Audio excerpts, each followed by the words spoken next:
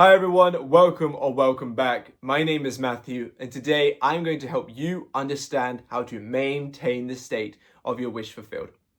I understand that it can be hard to know what it means to maintain a state first and foremost, but also how to actually do that when your reality is quite literally showing you the opposite. So I want to clear this up for you once and for all today so you can go forward and manifest what you want. But before we do get into that, following on from my previous video, I'm going to give you the success story. Now, my videos are recorded on the same day and it's scheduled for the week.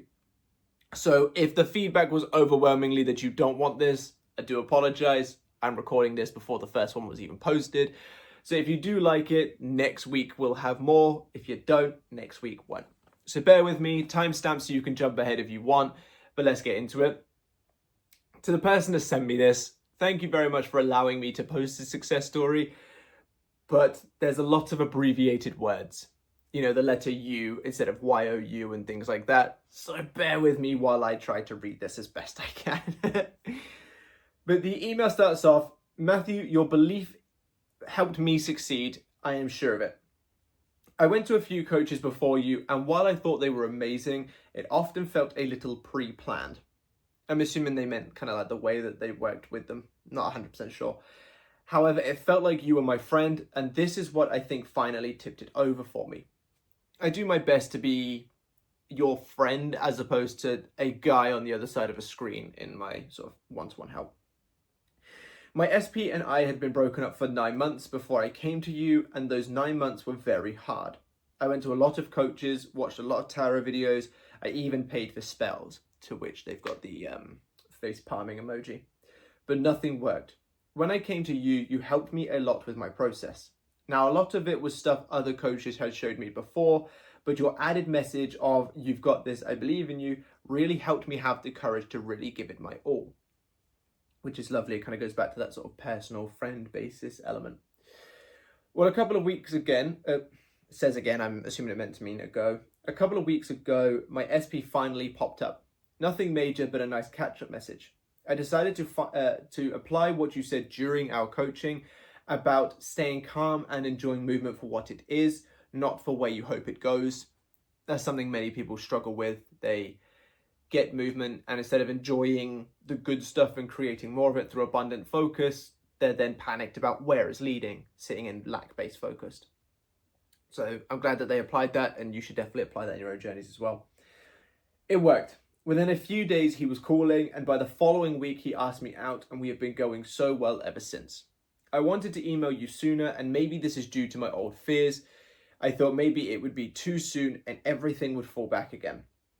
But I smacked that belief away, emailed you, and I am proud of myself for doing so. Thank you so much for your help. Best regards, their name. Lovely success story. The reason why I chose that one is that element of staying calm and enjoying the movement for what it is, as opposed to where you kind of want it to go. And I learned this idea sort of more specifically from the book. My brain has just gone numb. I think it's called Reality Transurfing, and he speaks about pendulums and how, you know, the more you're swinging this side, the more the crash back. And I noticed this within my own life as well, is that I'd have things like money where I'd have really good months financially, get all like tight and constrict that because I need more of it, which would then make the following one not so good and so on. So I love that success story. I hope you've enjoyed it. But now let's get into this video. Before we do, actually, drop me a like, comment, subscribe to the channel if you haven't already. Now let's get into this video. So, maintaining the state. I want to start off by explaining that I don't like the term maintain the state. And the reason being, I think it creates a false pretense behind what you're aiming to do. And that's what trips many people up. Maintaining the state, at least as far as I understood it when I entered this, and based on the questions that I get as a coach, this is how many of you are also experiencing it. Maintaining the state makes it sound like you need to be, let's take person for this example. You need to be you in a relationship all day, every day, mentally. You have to maintain that state of the wish fulfilled. Now, this is unrealistic for a couple of reasons. First and foremost, we don't maintain any state all day. We don't really maintain any state for a particularly long time. We're work mode 1 minute, and then we're on our break, then we're watching Instagram, then we're watering the plants, and then we're seeing friends, then we're messaging people. Our state of being, our emotions, our thoughts, what we're reacting to, how we react, are constantly changing on just a normal day-to-day basis. Manifestation being the alignment of you as though you had your desired outcome on a day-to-day basis with anything that you want, you would still be all over the place doing all different things constantly. I'm in a very healthy and happy relationship with Katie. I don't think about her all day, every day. I don't maintain a state of being with her all day, every day. Yes, in reality, I am with her, but my consciousness of that is not constantly on it. So when it comes to maintain the state, the way that I prefer to look at it is redirecting back to a state. Because as you go through your day-to-day, you'll be work mode 1 minute, lunch break the next minute, checking Instagram, playing Pokemon Go. Then you go back to work. After 10 minutes of work, you probably go back on your phone, realize you should be actually working, go back to work. You go back to the state of being you, being, doing, or having something, as far as consciousness goes. So when it comes to manifesting, I operate in the exact same way. If I'm focused on other things, I let myself be focused on other things. And then when my desire comes to mind, or if I've got some spare time to place on that desire, my light died again, I will make the conscious effort to place myself in that end state in that moment. So let me give you like a little example of what a day-to-day might look like. I wake up, I do my affirmations in the morning, and then I'll get on with my day. If my desire naturally comes to mind, let's say an hour after I do my affirmations, I think about my goal, I'll take a couple of moments then to just reaffirm my desired outcome, redirecting back to that end state. Feel it real, feel great, feel like, yes, this is done. Get back on with my day. Hour after that, I need to do some washing up. During my washing up, I've got some mental space spare. Do a little bit more affirming. Washing up's done. Great, let's get back to work. I'm working. Hour goes by, I think of my desire again. I'm in the end state, I affirm, I redirect, and I rinse and repeat that process. Because it's your dominant state that manifests regarding the desire, not regarding your time overall. No one, unless you're hyper obsessed, no one really thinks about one thing for the entirety of their day or for the majority of their day. And we've proven through simply just anecdotal experiences of people who are obsessed in this process comparative to people that aren't, that the more obsessed you are with something, the less you succeed in it, as far as manifestation goes. So this shows us it's not about obsessive compulsion in the end state. It's just about being effective and keeping the quality of how consistent you are going back to that end state where necessary. I probably spend at most 20 to 30 minutes a day doing manifestation work. And my life is literally Googleplexes past where my life was before I did manifestation, where I worked exceptionally hard, where I had the grind culture mindset, where I was doing the absolute most. Because it's not about the amount that you do the work, it's not about the obsession, it's not about any of that. It's about the dominant state of being, doing, or having compared to the state of not being, not doing, and not having.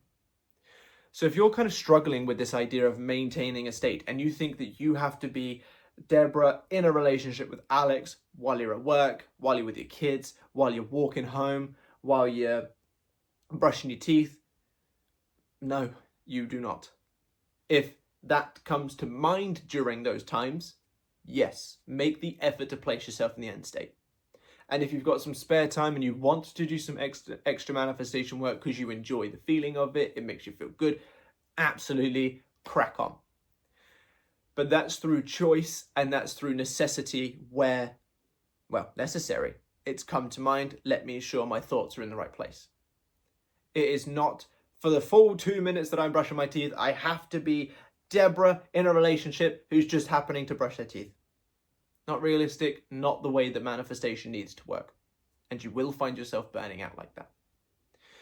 So take from me, someone that has drastically improved my life in every capacity, utilizing manifestation, and who is probably more successful now on a day-to-day basis than I was when I started the process, despite doing less work.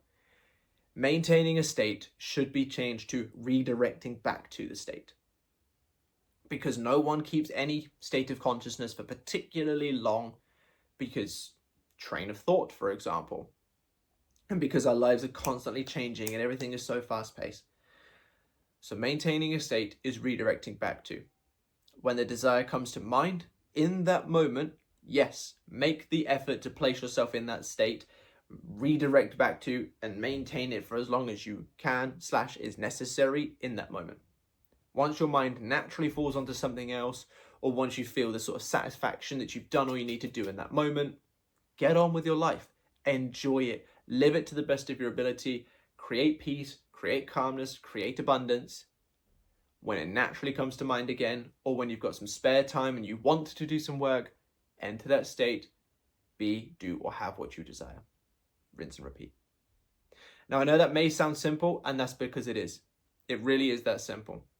And if you think that it is too simple the way that I've described it, that may be your blockage. That may be the thing holding you back, is you have the expectation that it needs to be hard. But manifestation follows your rules. If you decide that it is that easy to just simply, oh, it's come to mind, let me redirect, it is that easy. And that is the process anyway. So take this on board. Stop beating yourself up. Stop drowning yourself in a constant need to be in the state. Enjoy your life. When it naturally comes to mind, go back to it. When you've got some spare time and you want to, go back to it. And as long as you're keeping up with that, you will be in that dominant state. You will manifest your desires. But thank you so much for being here with me today. I really hope you have enjoyed. If you have, drop me a like and a comment and subscribe to the channel. Be sure to click that bell icon.